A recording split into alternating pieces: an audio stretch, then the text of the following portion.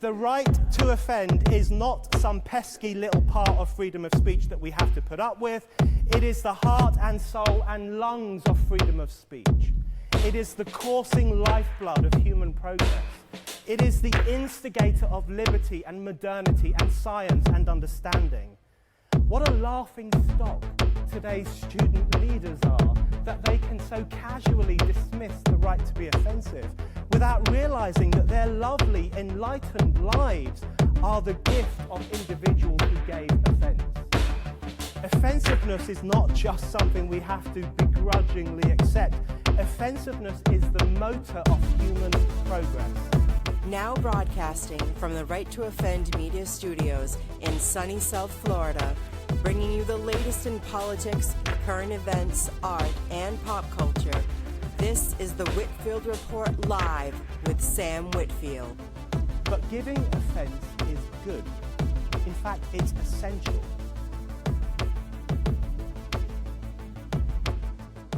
And hey there, folks. Welcome to today's edition of the Whitfield Report. I am your host, Sam Whitfield, recording here at Right to Offend Media Studios. Joining me today is author Matt Scott, who's written several books, such as The AYATOLLAH Takedown, The Iranian Deception, and Surviving the Lion's Den.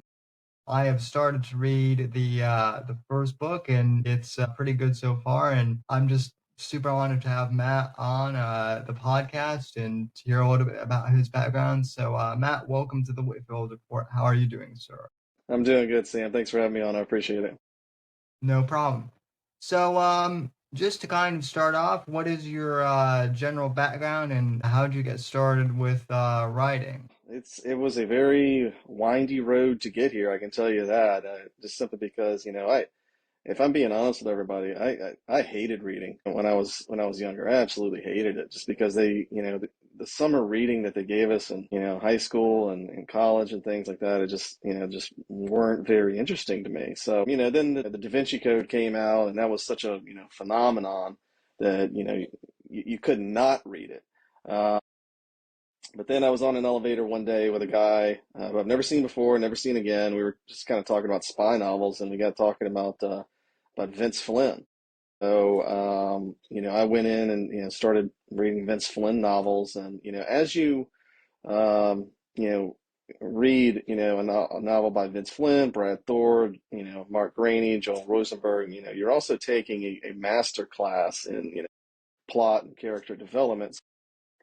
And it kind of just started developing some ideas as to whether or not I could write a novel, and what it would look like if I did. Then self-doubt, the thing that plagues all of us, kind of creeps in. I went to a book signing for David Baldacci in November of I want to say it was 2018, I think. And I was getting ready to be 40 at the time, the next year, and I asked him, I was like, "Is 40 years old too old to write your first novel?" And I kid you not, he stopped mid-signature, looked up at me, and said, "Hell no, the industry can use some good young writers." Now, I didn't know if I should be happier that he thought 40 was young, or that he was telling me to go forth with my mythic destiny. But I started my first draft of Surviving the Lion's Den probably a month after I got home from that meeting, or from that book signing. So that was the road that put me on, to become a writer. Fascinating. And I mean, it's interesting that you bring up Vince Flynn, because you and I almost have the exact same kind of, I guess, path in regards to becoming authors, because like you, I never liked any of the summer reading lists either in high school, and it it wasn't really until I was between high school and college, I had taken a gap year, and a friend of mine at the time, he knew that I was a big fan of the show 24, and he had just started reading Vince Flynn as well. He recommended that I pick up, and I started with not with American Assassin, but I it's the one it's technically like the first one that comes in the Mitch Rapp series, and I just went Transfer of from power. yeah, Transfer Transfer of of power. Power, Yeah. and then Yeah. I just kind of continued the series from there. And like you, I was kind of like, well, shoot, maybe I could write something. Right. I kind of started to work on my writing a bit, and then I started college, so I had to put it on hold for a couple of years. But then Right. once I graduated, I kind of picked it up, and then while I was in college, that was also when Jack Carr kind of Yeah. came onto the scene Right. as Right. well. So, Yeah. Yeah. Yeah. Yeah. For me, I think the first Flynn novel. Matter of fact, the day I met that guy on the elevator, I went to the bookstore. And I think it was Act of Treason that was the first one for me. Which, looking back on it, I don't think was his best novel of the series, but it hooked me enough that I just I dove into it. And one of the things that happened for me, one of the, I guess, we'll call it a downstream effect of 9/11 was that you had so many. It created this golden age of spy novels, with to me, with Flynn leading the charge. And he kind of took the mantle from I guess you could say Clancy. And I yeah, think now the title belongs to Brad Thor. But it created a golden age of spy thrillers, so you could pick them up and read them, just about everywhere because they were just that hot. And then you had all of the nonfiction books that were coming out about, why 9/11 happened, what was, how did Al Qaeda get formed. And for me, it was just a plethora of knowledge out there to be learned. And I did go to college. When I went to college, the president of the college, General Sam Wilson, used to be the director of the Defense Intelligence Agency. So I kind of got, the spy bug kind of bit me early on, but it was a little bit of a little bit at a time, and it didn't bite me all at once. And it just, I was able to eventually use everything that I learned to create what was eventually put into Surviving the Lion's Den. yeah. So that's interesting too because I was a kid when 9/11 happened, and that was, I guess you could say, that was like the first real world event that like I actually Sure, can kind of remember. sure, Even though sure. I was in like second grade at the time, that kind of sparked my interest in politics and current events and history, among other Right. things. And the fact I also Yeah. had both my grandfathers served in World War II. But suffice it to say, I kind of always had that spy bug, too. Sure. Also, Yeah.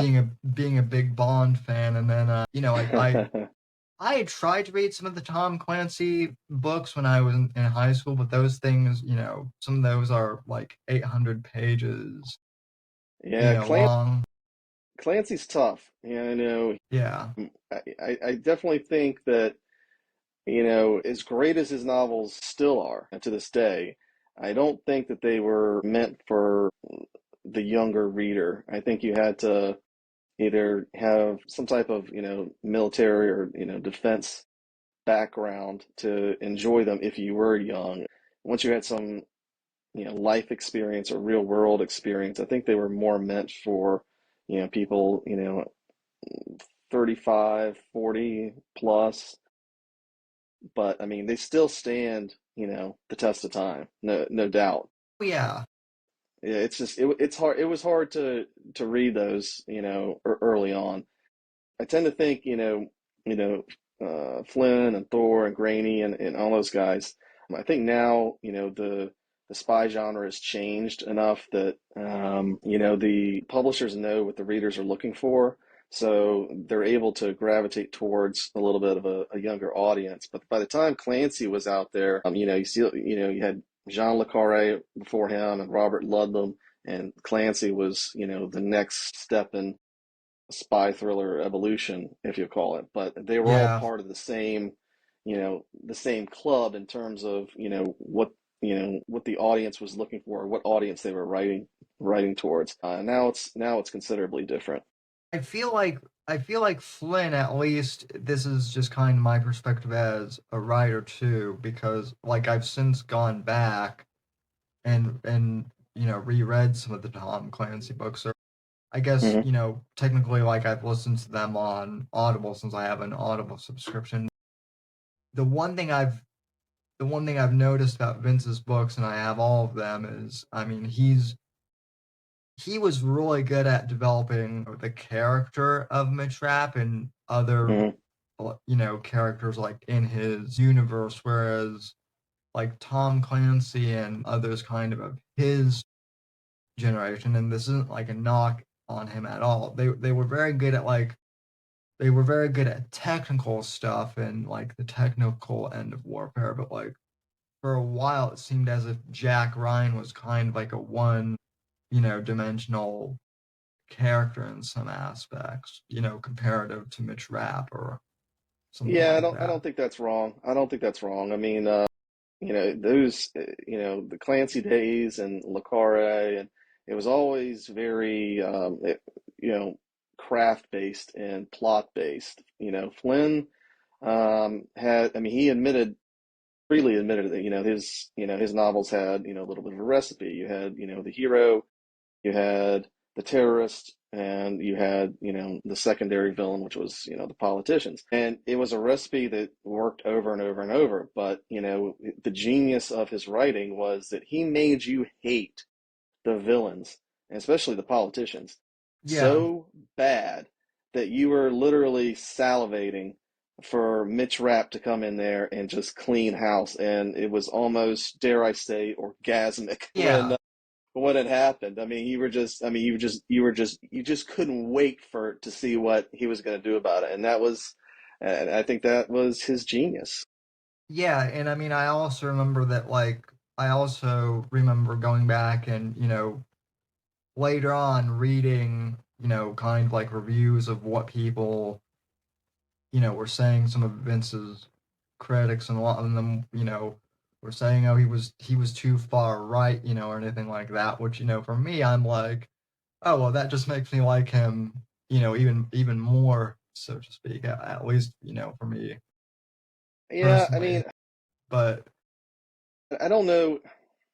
I think more of his fans were probably a little bit more lean to the right. yeah, I think he tried to leave that, out of his books as much as possible. But what he really wanted was, accountability.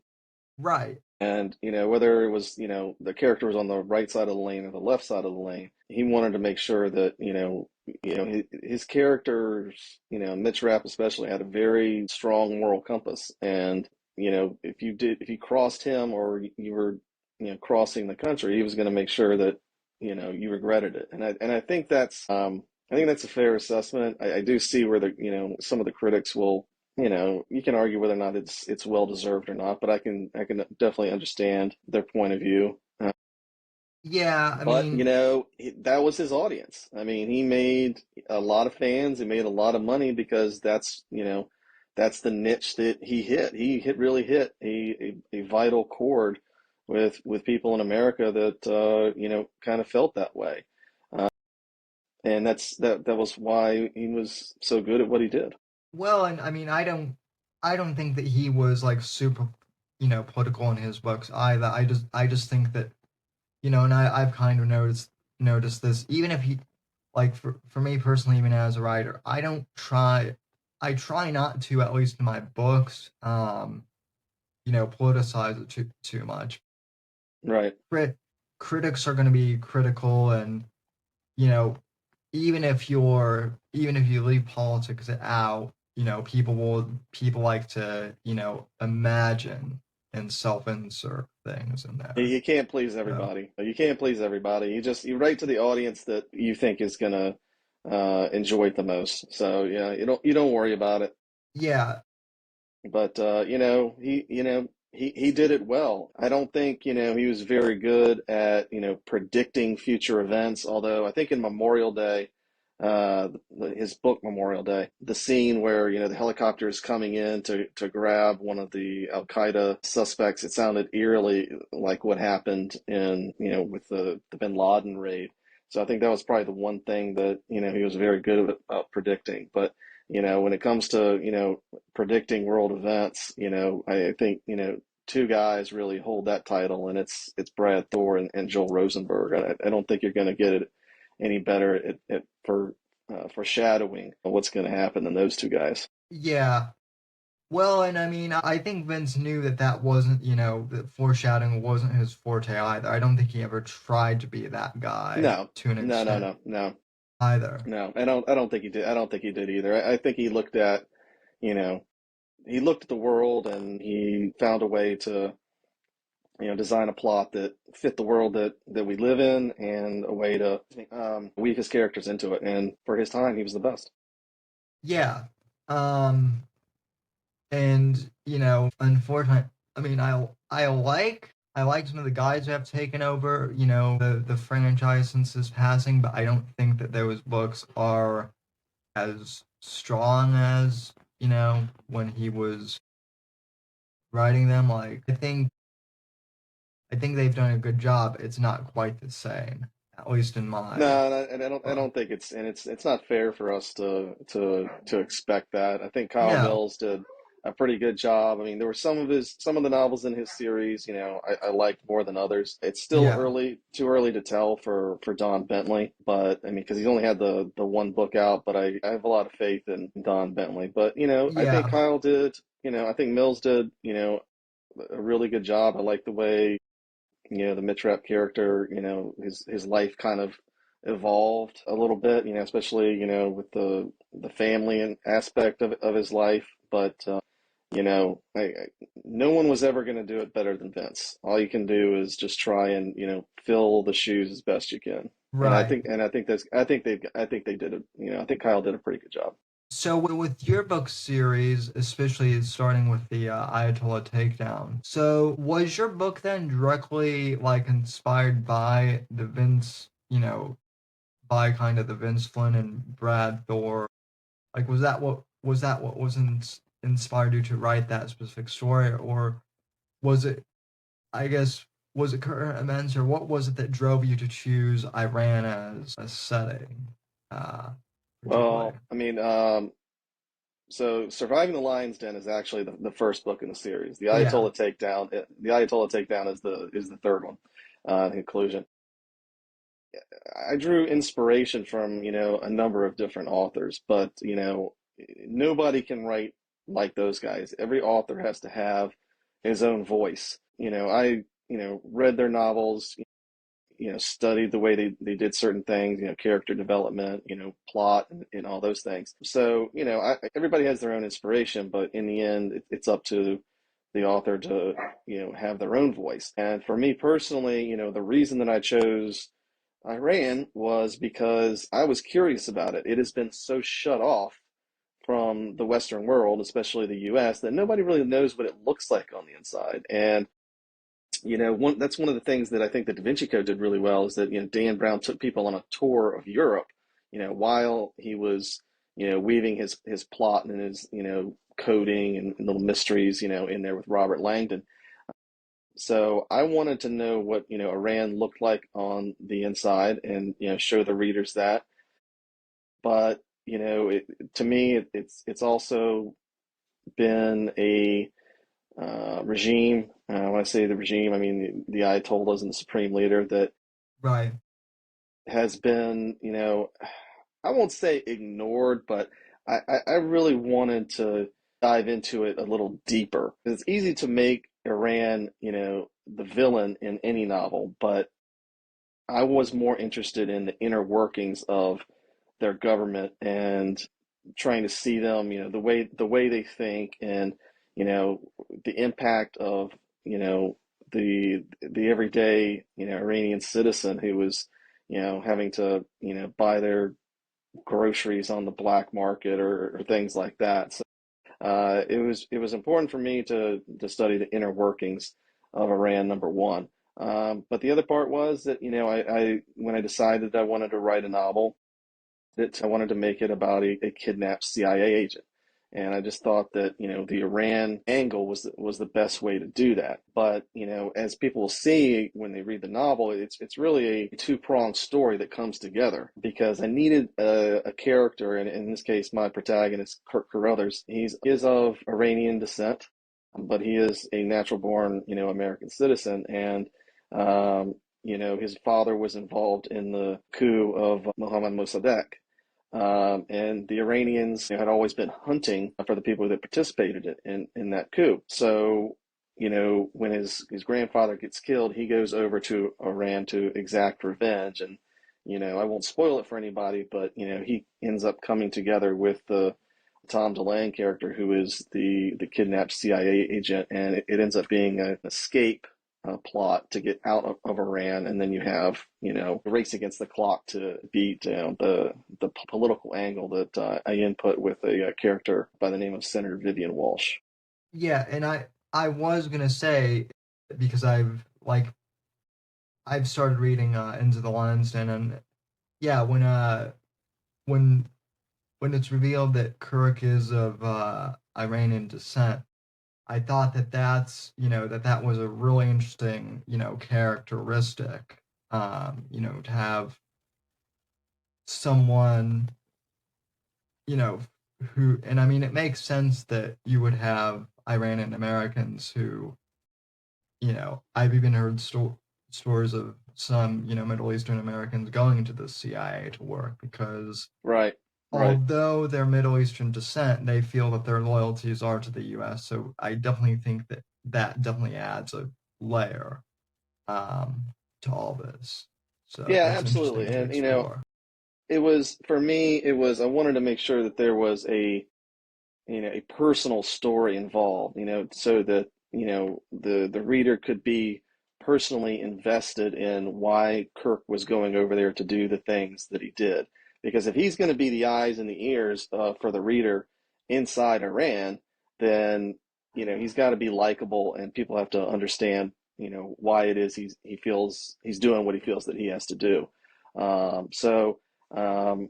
He'll always be, a character that I love. But as the series progressed, he played a little bit smaller role because once I established what was going on in Iran, I wanted to go with a more senior CIA operative, and I introduced the character of Ben Thrasher in Surviving the Lion's Den, but he then takes over as the main protagonist in the second novel in the series, the Iranian Deception, and then Yeah, the final novel, the Ayatollah Takedown. So to me, it was more about establishing, what we're doing inside Iran, and that now that we have that, we need a stronger, I won't say Mitch Rapp like, but it's certainly a character that has a strong personality that is a senior CIA operative. And that yeah. character was so much fun to write. Well, that's the thing too. Like about because I've written a couple of books myself. Albeit they're shorter novellas. But the one thing I've certainly noticed is, I've got my main guy, John Ryder, who, I created way back before I, put pen to paper. I had him as, kind of a concept. So writing his, bringing him to life, that was fun. But yes, I've definitely created other characters since kind of starting the universe that have taken on Right. other roles as well. I think one of the things that is always fun as a writer, at least for me personally, is like I have notes for John Ryder that are maybe only a page, long, very, Mm-hmm. minuscule details. I didn't have a whole lot mapped out, and now for him and other characters, like I have insane details, like even what type of coffee, they like to drink, Oh stuff yeah, that yeah. you know you don't really think about until you actually start writing the character. Yeah, and that's part of the organic creative process, but it also means that, it goes into the heart of character development. You're not gonna, Yeah, when you write your first novel with your protagonist, you're just scratching the surface. yeah. So as you write them more and more, you start, discovering things about them that, you didn't realize at the get-go. And you're not expected, no matter what, anybody thinks, you're not expected to know everything about your character when you write, he or she for the first time. It doesn't work like that. You have to know your character inside and out, but that doesn't mean, absolutely, everything about them. It doesn't, whether it be, how they take their coffee, or, how often or how short they like their fingernails clipped, or things like that. That's why, it's good to have, a character, go through at least 3 to 5 books in a series to me, because that character is always evolving. Now, it's not to say that there's anything wrong about, a one-off book, with a character, not at all. But if you end up enjoying the character, writing it, then I think it's good for a series, because you can kind of play around with them as much as possible, and get to know them better. Yeah, absolutely. And then regarding, like, do you have a writing process, or are you more or less a pantser like I am? I'm a little bit of a hybrid. When I start out writing, I have a good idea of, how it's going to start and where I want it to go. So I'll outline, the chapters, and it'll be as simple as, chapter 14, will be as simple as, Yeah, Sam goes to the grocery store. But I'm not going to, I just have to point myself in the right direction, because I don't like outlining too much, because to me, it's a good way to box yourself in. So I'll usually outline, 2/3 of the book, and then at that point, panic sets in. It's like, oh my God, how this is only 2/3. How am I going to get there? But as you start writing, you fill in the blanks a little bit more, and you get all the chapters you want. yeah, So I would say I'm a little bit more on the pantser side, but I have to give myself a little bit of direction. that's fair. I think, like, for my first one, I used to have the, bad habit of, I would try and, like, meticulously outline everything, but then I would get obsessed with, Yeah, with actually, like, writing the outline and perfecting that rather than writing. right. Yeah, yeah. I like, to me, it's, you put your butt in the seat, and let the the brain connect to the fingers, and you just let loose. Yeah, That is it's the most organic piece of the process to me. And because if I tend to think, this is, nothing against anybody who is a big outliner, but for me, if I was that way, it would I would be very lazy about actually trying to, write the book, because at that point, okay, well, I've got the outline ready, all I have to do is, actually put it into, 1,000 words, and it just wouldn't work for me, and I yeah, can't do it like that. I can't do it like that. yeah. No, I definitely, like, for me personally, what's been helpful for me actually is I don't really use it. I don't really use it as much as, like, a writing tool, but I've definitely used ChatGPT, where I put, like, bullet points of some ideas, and then I've let it kind of create, like, an outline, just to kind of, like, organize and let me see the roadmap, and that's definitely been helpful. And I think, there are good uses for that. And also, like, for things like, research, it's definitely been good to be able to, like, ask questions as opposed to, Googling things and then, um, Right. finding. So, well, now that's another question though too, is in regards to, like, researching Afghanistan and or researching Iran, did you just do online research, or did you talk to people, or how did that Yeah. go about? Yeah, it was a number of different things. I was fortunate that, I live in Charlotte, North Carolina, and there's not a large, Iranian community, but there is some. And sometimes, they would have, protests uptown, and I would get the chance Yeah, to go up and talk to them. What was it like over there? What are your feelings on this and that? I did do a lot of, I read some, nonfiction novels that helped me out. But as much as the Iranian government takes a hard line to Facebook and Twitter, they're surprisingly lenient on, YouTube and Instagram. So I was able to, if I wanted to see, what one of the palaces looked like, everybody has a camera phone or a dash cam these days. So so it enabled me to see what it looked like on the inside. And, one of the things that was, the most interesting to me is, what does their interstate system look like? Is it, a lot like ours? Is it broken down? Is it their, do they, I mean, I don't want to say using, ox carts or anything like that, but these are the details that you need to be able to, speak to in order to give your, the location some legitimacy. Yeah. So the online stuff really helped. There was one, and I can't remember the name of it, but there was one really good documentary on Amazon Prime, about the inner workings of Iran, and how people who were living under the Ayatollah's fist, managed to live below the radar in terms of, the black market economy and things like that. So it wasn't one thing that I did. I did multiple things, and I just hope that, I did it justice. And I feel like I did, but, as much as I wanted to go over there and see it for myself, my wife was not willing to pay the ransom.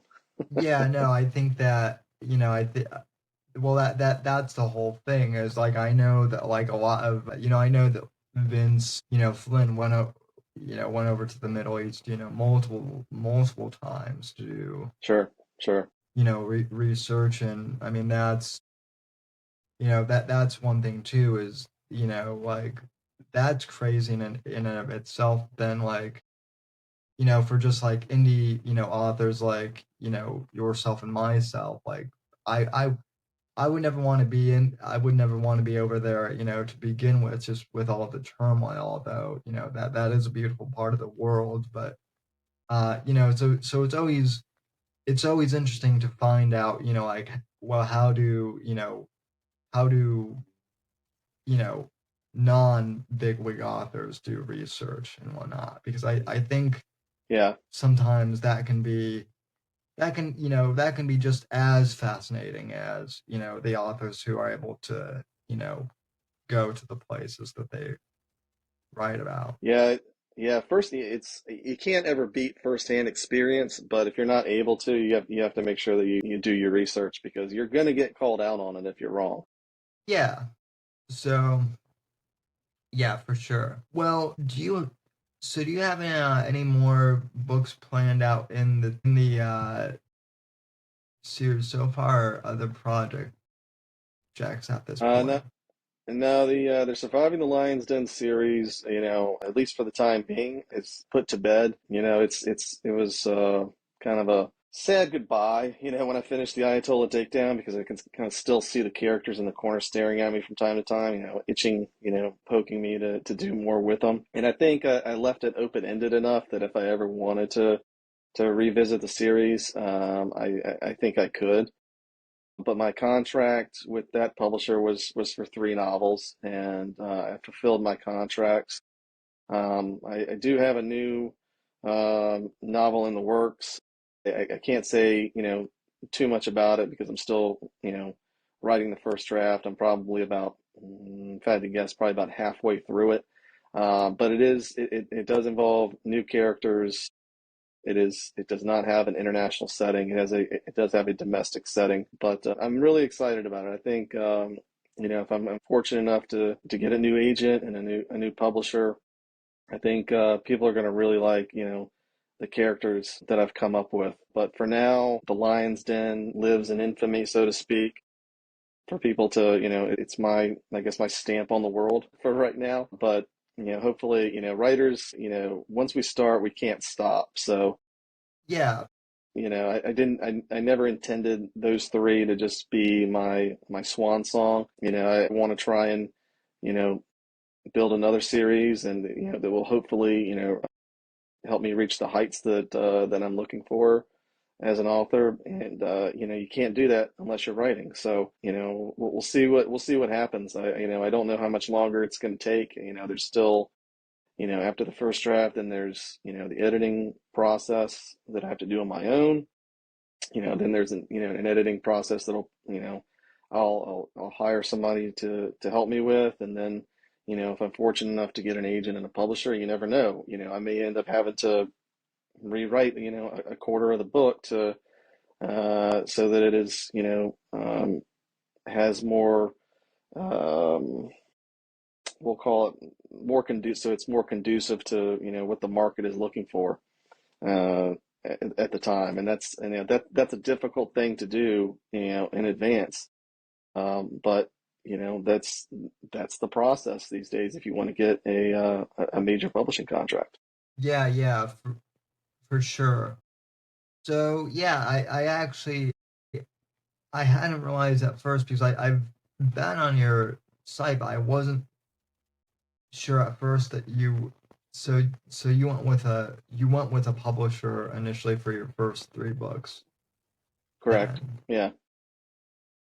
Yeah, it was kind of a funny story because, I had only, when I sold, Lion's Den, I didn't know what was going to happen. And, the publisher at the time says, this is really good, but I don't want one, I want three, I want a series. I'm on the phone with my agent, at the time and saying, listen, I'm thinking to myself, oh my God, okay, this is good. But, she was like, okay, so what other ideas do you have?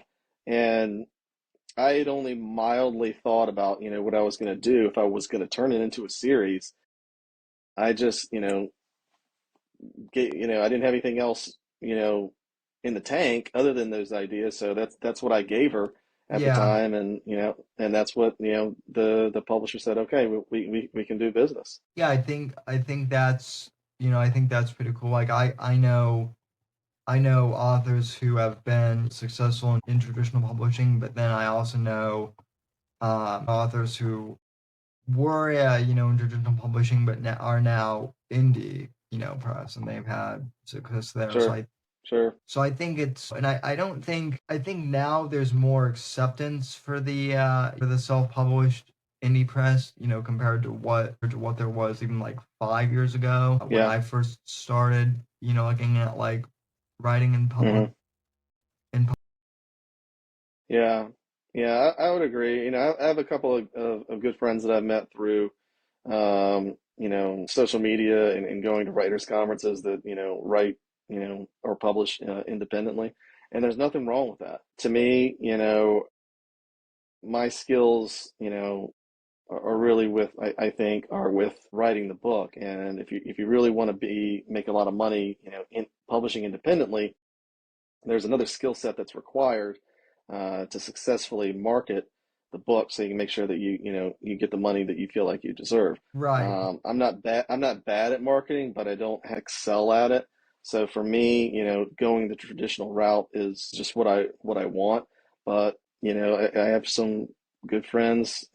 John Stamp is one that he publishes independently, and he does really well. So it just kind of depends on what road you want to take. I will say the one thing that has happened with self-publishing, as good as it's been, because back in, like, these 90s, even early 2000s, self-publishing was, that was the road last taken, and it wasn't being Right. taken very seriously because it was viewed as, well, you couldn't get a publisher, so you're gonna publish on your own. It's very much changed, now. And I think, especially in the romance genre, romance novels independently, they do very, very well independently on Yeah. Amazon and things like that. Action, for whatever reason, it's still a tough nut to crack, but either way, there's been so much independent publishing, in Kindle Direct and things like that. It's saturated the market a little bit, and it's made it harder to, for as good as it's been able to help some authors break out, it's been harder for other authors to really make it to where they want, because now there's so many more books out in the industry, and you really have to struggle to, to find your audience. But that's just the world we live in now. So I mean, there's pros and cons to it, whether it be, how you want to publish it, or pros and cons to, the way the market handles it. But in the end, it's all up to you, the writer, to you know do what you have to do to make yourself a success. Yeah, absolutely. I don't know if you're familiar with Eric P. Bishop, but he's a very close friend of Yeah. mine in the Yep. Yep. author Eric and I know circle. know each other well. Yeah, we ran it. I actually ran into him. We met for drinks one day here in Charlotte, and then we met I didn't know he was attending, but Brad Meltzer was doing a book signing up in Winston-Salem. We ended up running into each other. So yeah, Eric and I know each other. Yeah. Well, you two are fairly in the same.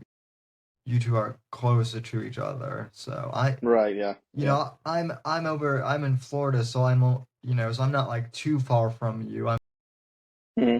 kind of in the same region, but not really. I'm one of those Right. weird. So, Yeah, I'm one of those weird Florida guys. But yeah, I've had him on the podcast a couple of times, and the first time I had him on, he had just published the Bodman through through the traditional publisher. And then the second time I had him on, he was publishing Breach of Trust, but he was doing it through his own imprint. right. And I thought that the thing that was wild to me was they liked the Bodman and they wanted another book, but then when he gave them Breach of Trust, the publisher didn't like it, but like a lot of their authors, even in the traditionally published space, liked it. So I thought that Yeah, was yeah, very interesting. there's a story for him to tell on that. I know what it is, but I don't want to tell his story. But yeah, he definitely, I think he made, the right decision, and it wasn't an easy one. It was not an easy one for me to decide that, I didn't want to, renew my contract with, the publisher that allowed me to publish the Lion's Den series. Um, you know, Publishing it's a tough industry. People don't realize, how tough it is.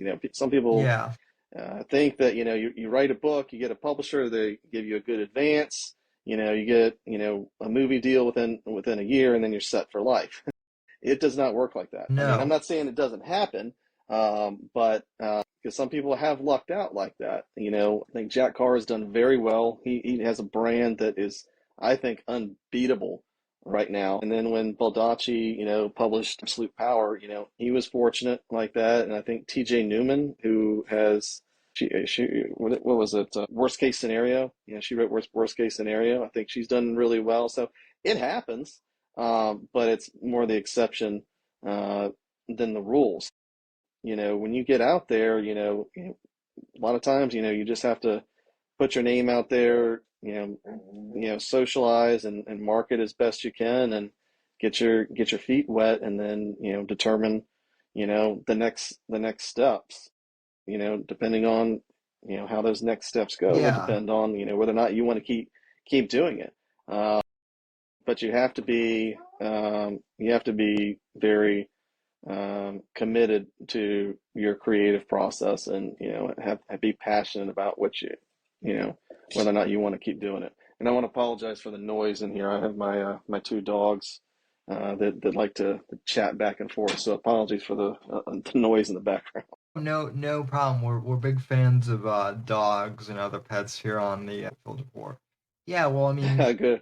that that's the other thing too is it really does depend on who all and I think one of the things that a lot of people miss with Jack Carr, and this isn't a knock against him by any means, but even when Jack was on Joe Rogan the first time, I distinctly remember him saying that one of the reasons why he was able to get the Terminal List greenlit was because he knew a guy from the SEAL teams who had already been working in Hollywood for a few years and had contacts. So he was Yep. Yeah. he was able to use that to his advantage, and props to him for using that connection. Oh yeah. No, I mean, you use whatever connections you have. There's Yeah, no knock whatsoever. In the end, that that helped him get a foot in.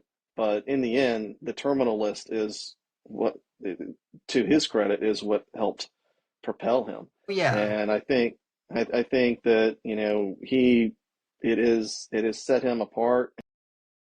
his brand, I don't know how he does it. Everybody, every author that I know, include myself included, wants to be able to market themselves and brand themselves the way Jack Carr does. And unfortunately for the rest of us, there's only one Jack Carr. So everybody handles it differently, but I think he's unbeatable in that respect. But when it comes to making it big, even guys like I saw Scott Turow on a podcast recently, and he hit it big with Presumed Innocent, but it took him 20 years to get there. When Flynn was selling, Flynn's self-published Term Limits, he was selling it, out of the back of his car, and I think John Grisham did the same thing when he wrote A Time to Kill before, he was able to get it big. So, there's always these obstacles that, unfortunately, everyone, no matter what business you're in, has to overcome. But if you're in the creative, genre, whether it be, music or books or whatever, somehow, some way, there's always some dues that have to be paid. But as long as you remain committed to your process and to your writing, hopefully it'll come true. I'm still waiting for my ticket to get cashed, so I have to believe in myself that it'll happen one day. Oh yeah, yeah. Well, same thing with like podcasting. I've been doing podcasting since I was, a teenager in 2008, back before anyone, knew what podcasting even was, for the most part. And I have friends who, you know, they they start a podcast and like 3 episodes into it, 3 weeks into it, a month. They're like, well, how come I'm not getting, thousands of downloads and listeners? And I want to be the next Joe Rogan. And, I Who always have, doesn't? yeah. And I have to tell people, well, like, yeah, who does? I mean, I've been doing this for, close to 17 years, and, Hmm. I'm still growing. And, yeah, with anything, it's also persistence and, patience. And also, I mean, things change. Like, Yeah, yeah, no, absolutely. Yeah, yeah, absolutely. It's just there's a journey for all of us, and everybody's journey is different. But you stay committed, you'll get to where you need to be, eventually. absolutely. Well, Matt, I really appreciate your time. I know that you said you've got other projects that, you're working on, and, I know that you're kind of keeping those close to the best, and I can appreciate that as someone who's kind of in that same boat. But, I'd love to have you back on and, to chat about chat about that, when the time comes for that. Oh, absolutely, yeah. One thing, I guess, in regards to that, without going into specific details, do you have a I guess a different attitude about writing what you're working on right now as opposed to the trilogy you just finished? Are you approaching things differently? Or I know No, that's an that's kind of a weird question to ask, but no, it's not weird. It's I've never had that question before. That's an interesting one. I don't think my attitude has changed towards writing. I think my attitude has changed towards the publishing industry because now I know, I have a better understanding of how hard it is to make it big. yeah, When I first went in, I was really naive. I wasn't as naive as to think as, I'm going to get a movie deal and, within 6 months and, retire, at 45 or whatever. But I have a better understanding about, the industry and, the people in it and things like that. And I've had a lot of good come out of it, meeting different writers at, BoucherCon and things like that.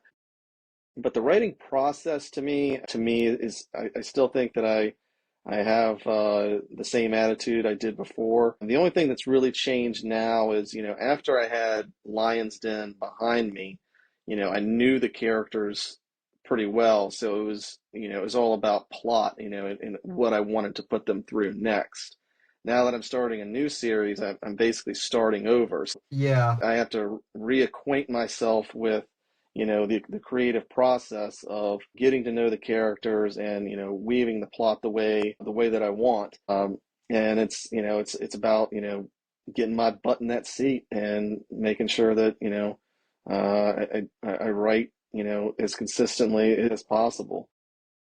Yeah, I guess kind of another way of, asking that question is, did you always intend your, Lion's Den, I guess, trilogy to be a trilogy, or was it one of those things where, like, had the publisher said, "Hey, we want 5 or 7 books." Do you think that would have, or were you always set to write, just a set number of books? At the time, I was so happy that I'd gotten a publishing. I had a publisher that was interested. 3 sounded like, a very achievable goal.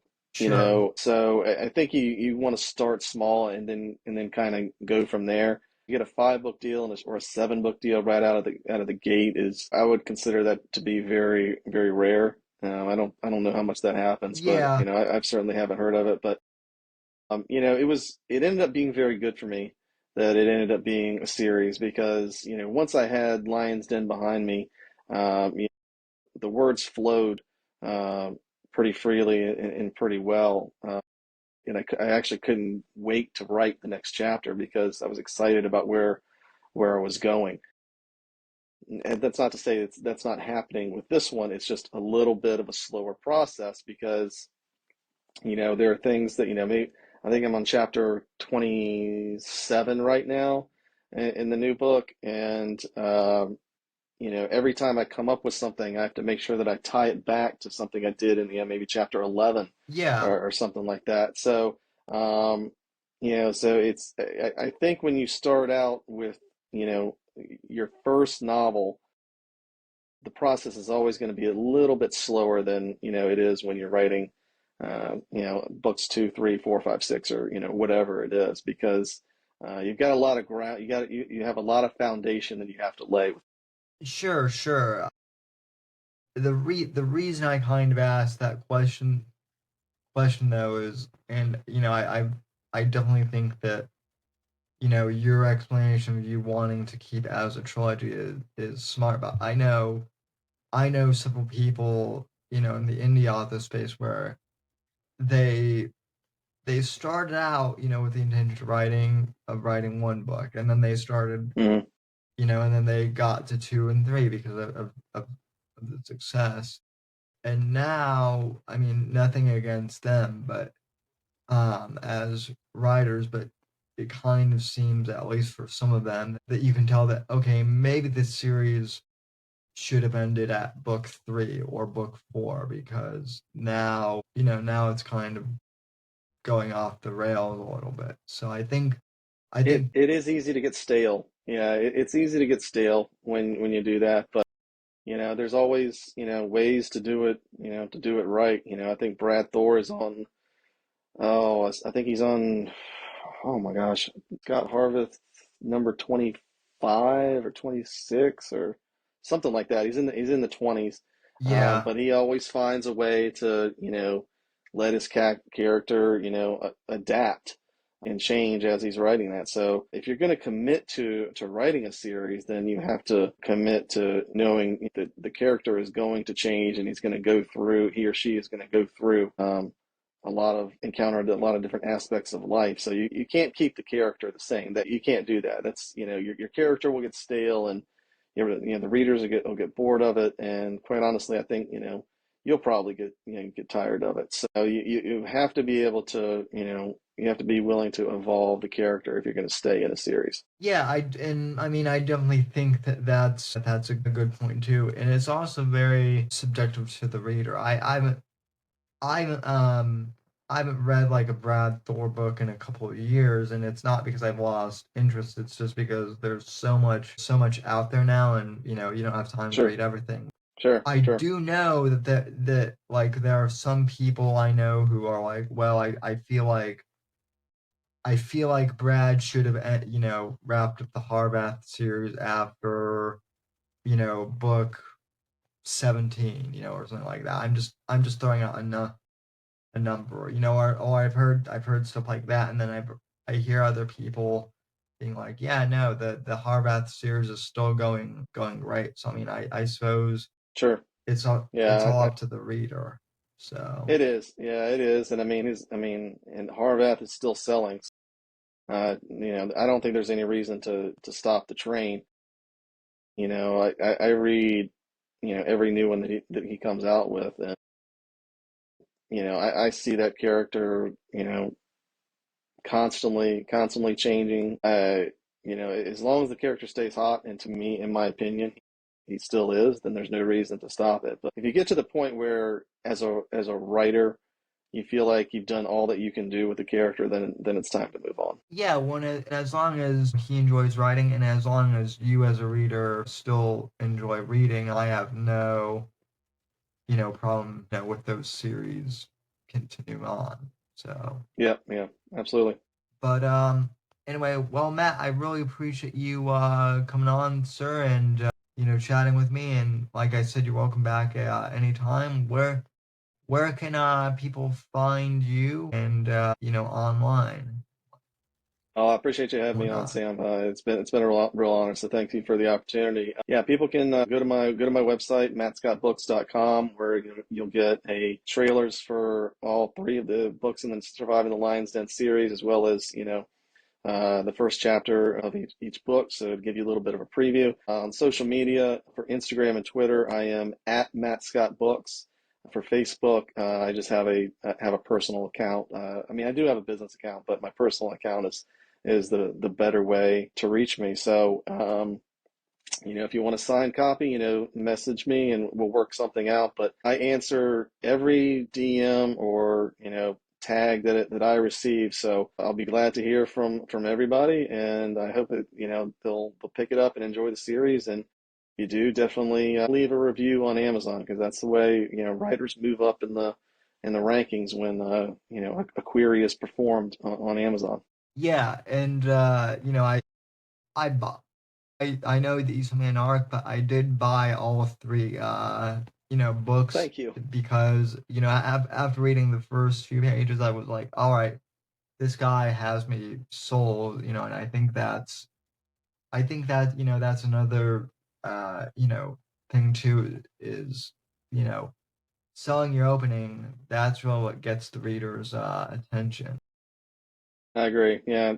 And then also, just from one author to another, props for having a really clean, author website too. So Thank you. I'll definitely link that, and link all the other pertinent information to the episode show notes, and hopefully we can get some more eyes on your work. I definitely encourage everyone to go check out Matt's books. So anyway, thanks to everyone Thanks, who Sam. I appreciate it. tuned in, and we'll see you for the Wednesday live show. Thanks, everyone. The right to offend is not some pesky little part of freedom of speech that we have to put up with. It is the heart and soul and lungs of freedom of speech. It is the coursing lifeblood of human progress. It is the instigator of liberty and modernity and science and understanding. What a laughing stock today's student leaders are, that they can so casually dismiss the right to be offensive without realizing that their lovely, enlightened lives are the gift of individuals who gave offense. Offensiveness is not just something we have to begrudgingly accept. Offensiveness is the motor of human progress.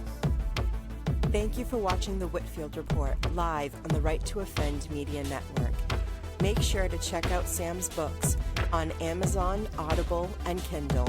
You can follow Sam on X at SamW_NGC and the Right to Offend Media Network at RTO Media. Like, comment, subscribe, and share with your friends. And until next time, God bless, God save this great nation. God, freedom, legacy, in that order.